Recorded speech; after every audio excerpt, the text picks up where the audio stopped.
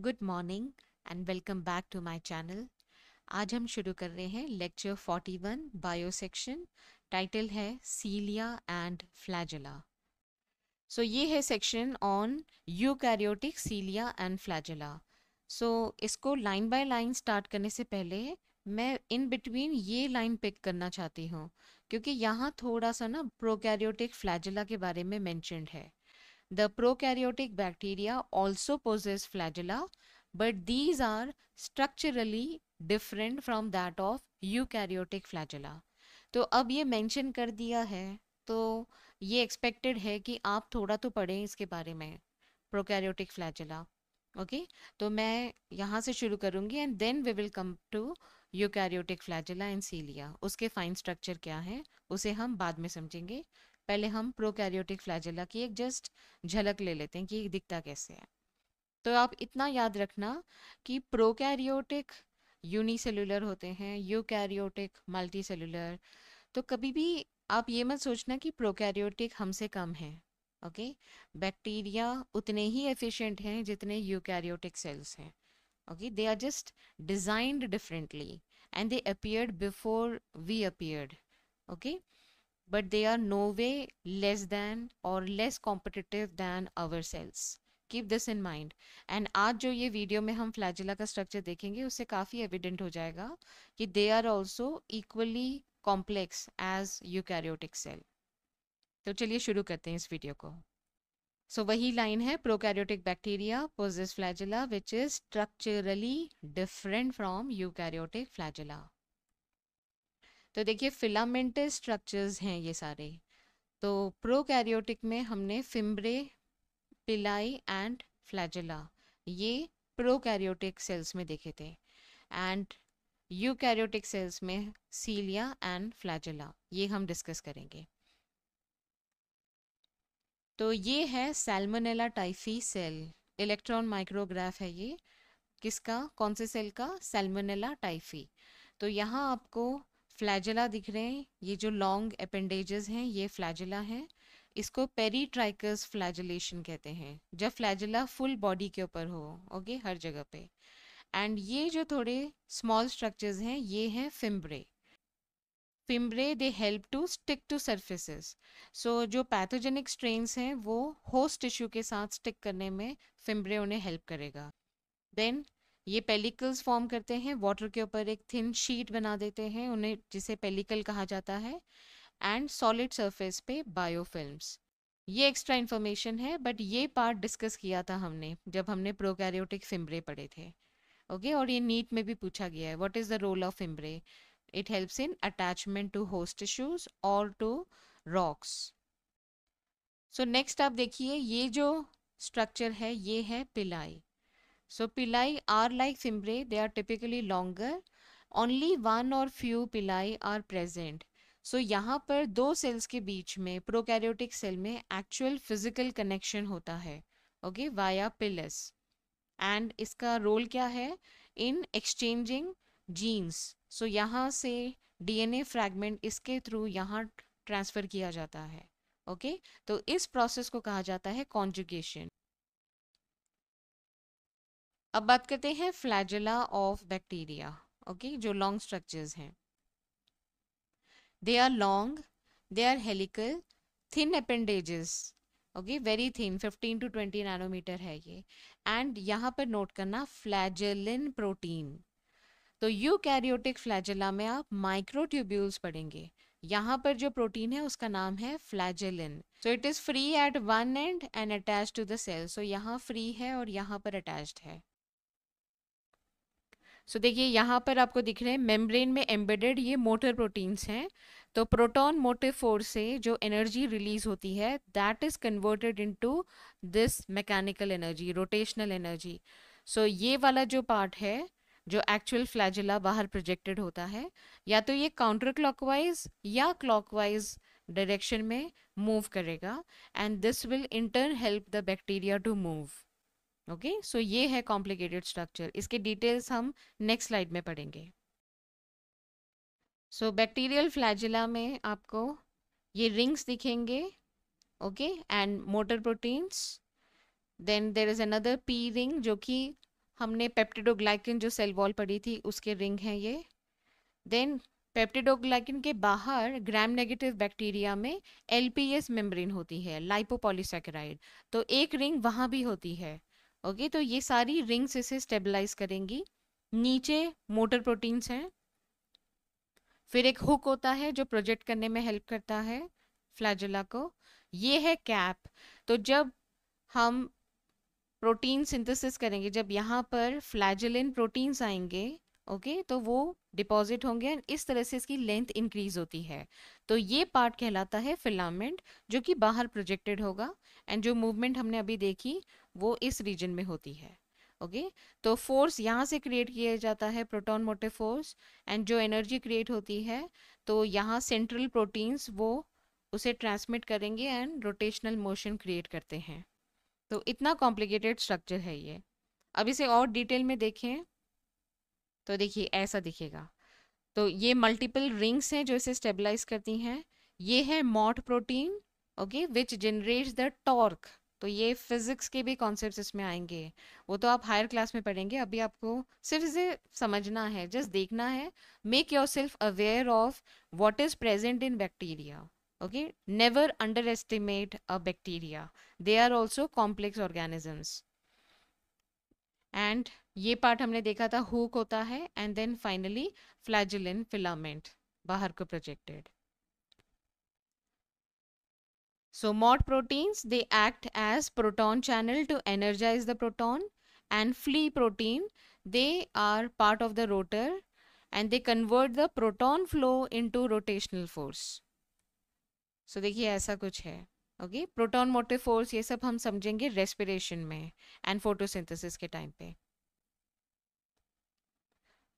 So 20,000 flagellin protein molecules are needed to make one filament. So this is the complex structure of bacterial flagella. So देखिए ये जो मैंने motions बताए थे, CCW का मतलब है काउंटर क्लॉकवाइज रोटेशन, तो ये फॉरवर्ड मूव होगा। ओके, एंड यहाँ पर देखिए अगर काउंटर क्लॉकवाइज रोटेशन है तो ये फॉरवर्ड मूव कर रहा है। अगर यही रोटेशन क्लॉकवाइज हो जाए तो इसका डायरेक्शन भी रिवर्स हो जाता है। तो ये आपके सिलेबस में नहीं है, बट मैंने आपको अवेयर करने के लिए ये इमेज रखे थे। अब हम यूकैरियोटिक फ्लैजेला एंड सीलिया उसके स्ट्रक्चर को फोकस करेंगे। सो सीलिया सिंगुलर में cilium, flagella singular is flagellum, are hair like outgrowth of the cell membrane. Cilia are small structures which work like oars, causing the movement of either the cell or the surrounding fluid. Okay. Flagella are comparatively longer and responsible for cell movement. तो ये point note down कर दीजिए। Small structures हैं which work like oars and they will either move the cell or the surrounding fluid.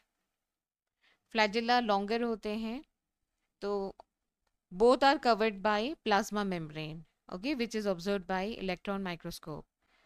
So अभी आप focus कीजिए ores क्या होते हैं एंड फ्लैजेला कैसे डिफरेंट है।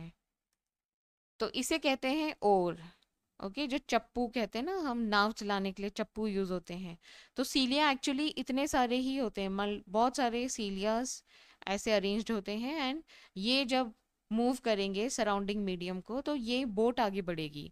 ओके, तो हम पानी को पीछे पुश करेंगे तो बोट आगे को बढ़ेगी। So they work like oars. Okay, तो ओर का मतलब है चप्पू। On the other hand flagellum, ये एक बहुत ही लॉन्ग स्ट्रक्चर है। ओके, तो ये विप की तरह काम करता है, जिसे हम चाबुक कहते हैं। तो ओर हो गया चप्पू और विप हो गया चाबुक, तो इसे हम विप लाइक मूवमेंट कहेंगे, जो फ्लैजेला की मूवमेंट है। अब हम इसके अल्ट्रा स्ट्रक्चर की बात करते हैं।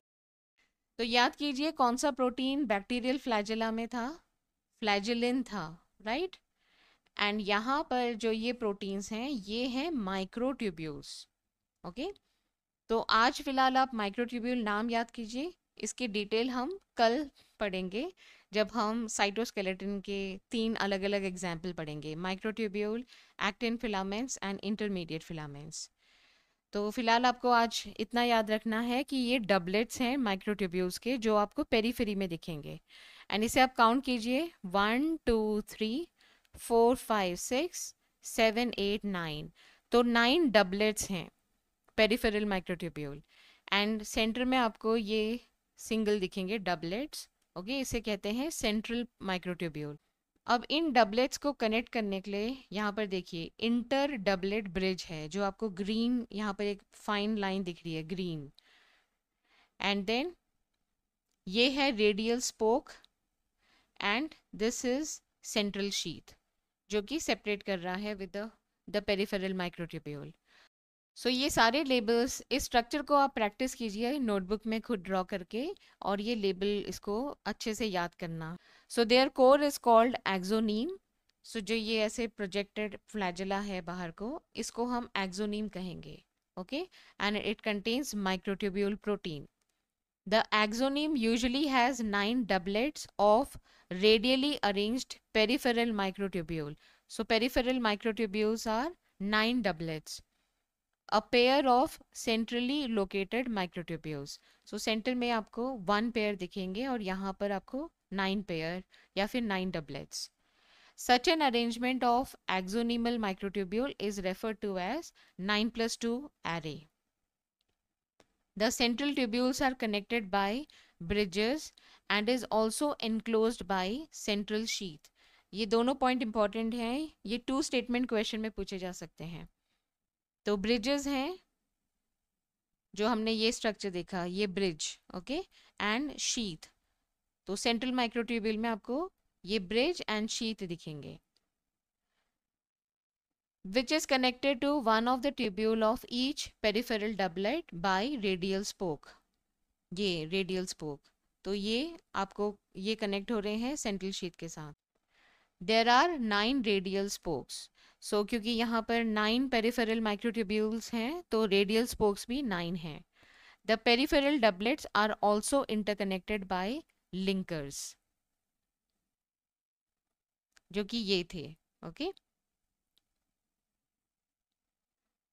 Both the cilium and flagellum emerge from centriole-like structure which is called basal body. तो ये आपके मोटर प्रोटीन की तरह काम कर रहे हैं, ओके। तो बैक्टीरिया के जो फ्लैजुलर मोटर हैं एंड यूकैरियोट में वही रोल बेसल बॉडी प्ले करते हैं, ओके। तो इतने पॉइंट्स आपको इसके बारे में याद करने पड़ेंगे।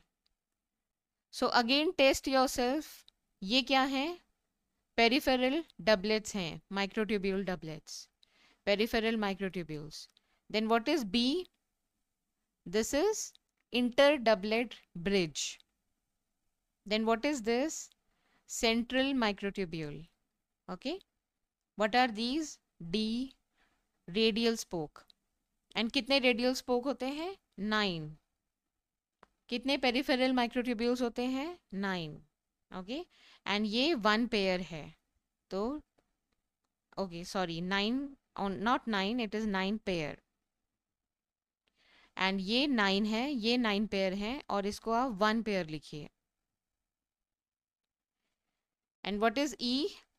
Central sheath, okay. Keep practicing, ये आप भूलना मत, आपको रेगुलर इसको रिविजन करना पड़ेगा, नहीं तो आप भूल सकते हैं इसको। तो ये last little bit of information मैंने एक्स्ट्रा इसमें डाली है, जस्ट आपको अवेयर करने के लिए कि सीलिया के आपको 2 वेराइटीज मिलेंगे, motile cilia and non motile cilia. So this will help in motility, but non motile cilia का रोल क्या है? Sensory, okay. It is used to sense the environment, okay. And difference क्या है? मोटाइल सीलिया में आपको 9+2 arrangement दिखेंगे microtubules के, and non motile में 9+0 अरेंजमेंट।